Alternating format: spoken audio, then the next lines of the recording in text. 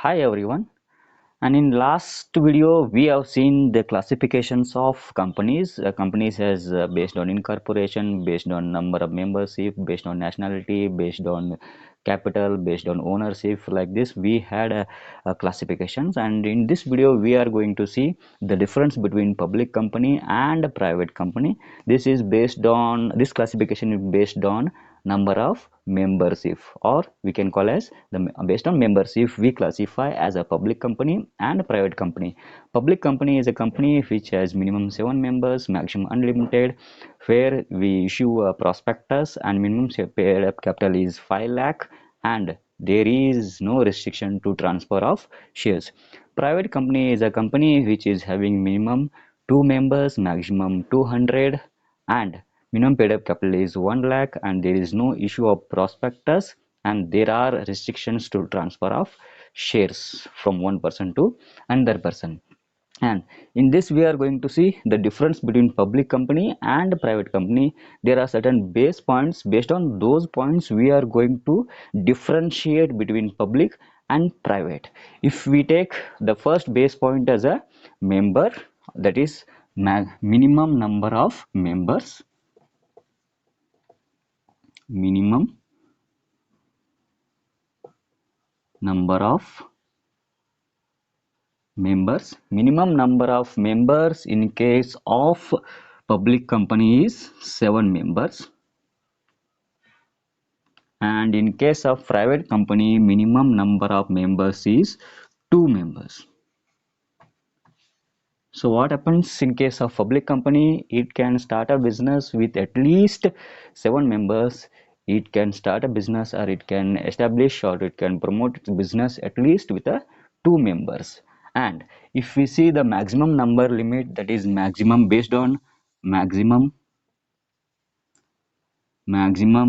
number of members. Maximum number of members in case of public company, it's unlimited.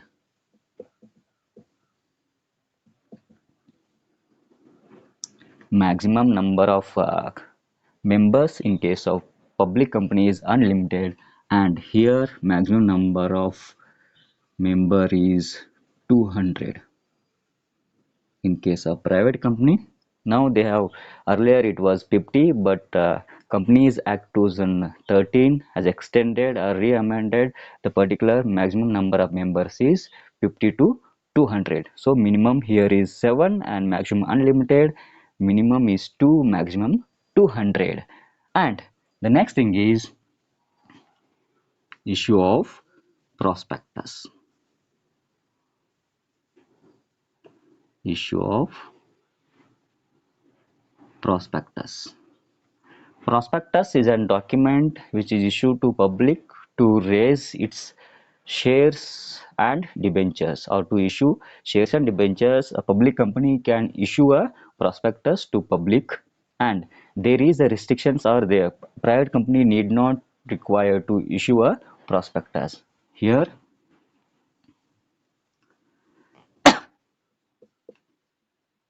issue of prospectus is done in case of a public company, and in case of private company not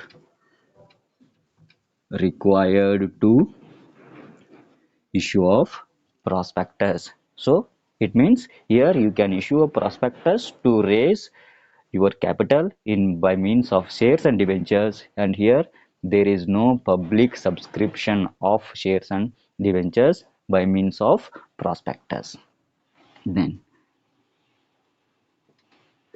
if you go with a capital and minimum capital, that is we say it is a paid up capital.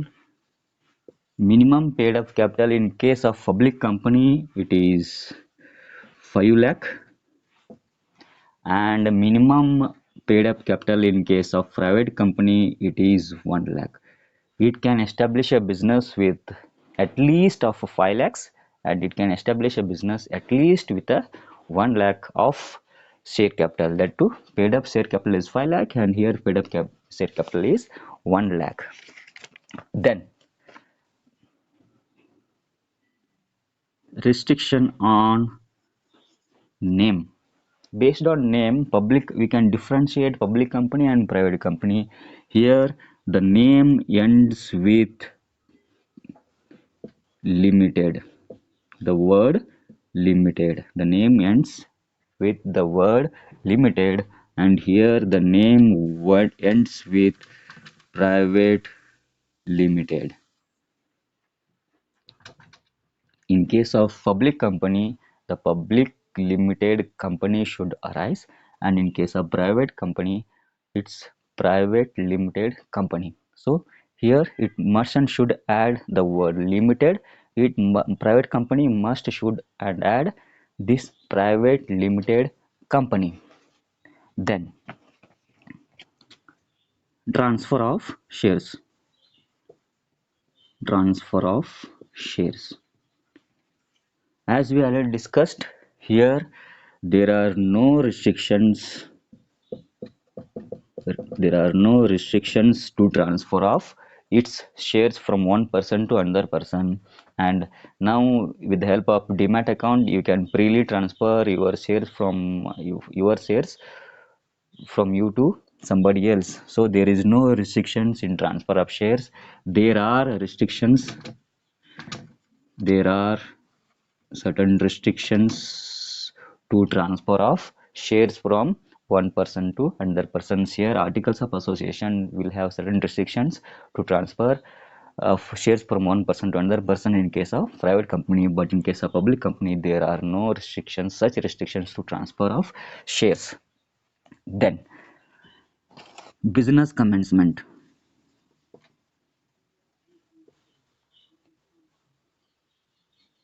Business commencement or starting of business operations or activities. In case of public company, it can only start a businesses not immediately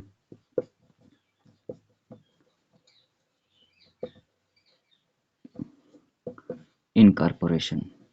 Here it can start its business operations immediately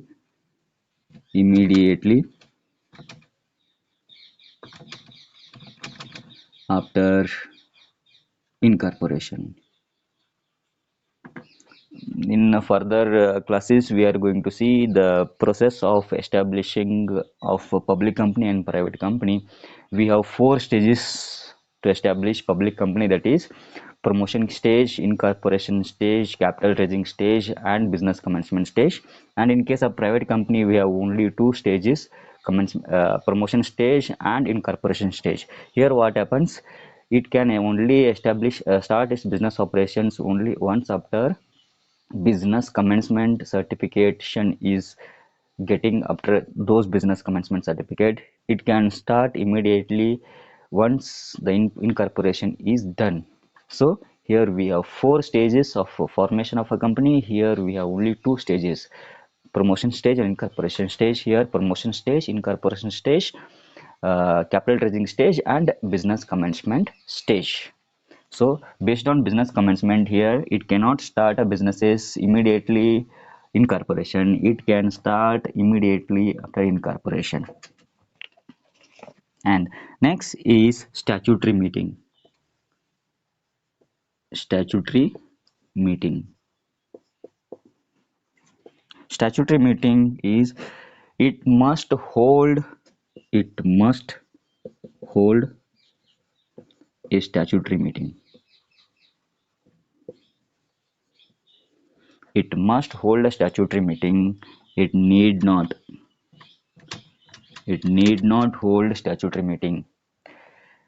Here what happens, in case of public company, it must hold a statutory meeting, that is one statutory meeting of its lifetime. That too, it is a meeting of a lifetime of a public company, not before 3 months and not after 6 months. In between, after business commencement, it must hold a meeting which is from 3 months to 6 months of its commencement, that we call a statutory meeting.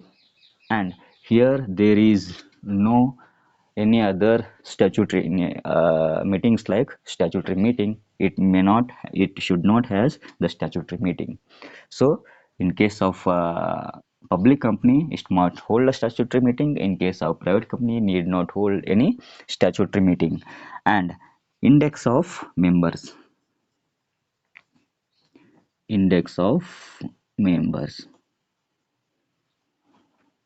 index of members. In case of public company, it must have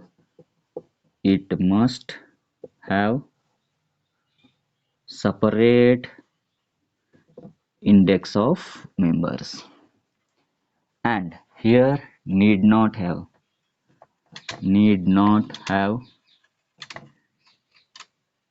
separate index of members. Index of members, which is followed in case of public company, there is a register of members. In that we have separate index of members in case of public company, and in case of private company we do not have any separate index of members. This index of members will tell you the number of members and those members history in a register of members. And the next thing would be, next base point for the differentiation is number of directors. Number of directors. Here at least 3 directors. Here at least 2 directors. In case of public company we have 3 directors, and in case of private company we have 2 directors. Then managerial remuneration. Managerial remuneration. Managerial remuneration is nothing but here salaries of employees and managing director, manager and directors. So in case of public company it should not exceed 11% of its net profit. So in case of public company, the managerial remuneration should not exceed 11% of its net profit, and in case of private company, there is no such restrictions on managerial remuneration. Here there is no such restrictions based on the percentage of net profit, so they can issue or they can give anything for their managers. It may be auditors, it may be um legal advisors, it may be CFO, CEO or secretary. Like this, here they can only give 11% of its net profit and it should not exceed 11% of net profit. Here there is no such restrictions. And special privileges. Special privileges. No such, no any special privileges. It enjoys special privileges. What happens in case of public company, there are no any special privileges are available. In case of private company there are special privileges available, so it can start a business with privilege, like it start a business with minimum 2 members and it has only 2 directors, and there is no need to issue a prospectus, there is no need to hold a statutory meeting, and the name ends with a private limited company, and like this it has certain privileges enjoyed over a public company. So here there is no special any privileges, and there are special privileges only for the private company. And this is with relation to differentiation between public company and private company.